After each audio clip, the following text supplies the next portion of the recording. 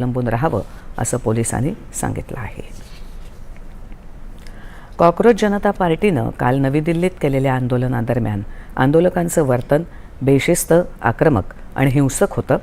पोलिसांनी वारंवार सूचना आणि इशारे देऊनही आंदोलकांनी हेतुपूर्वक प्रतिबंधात्मक आदेशांचं उल्लंघन केलं असं दिल्ली पोलिसांनी म्हटलं आहे.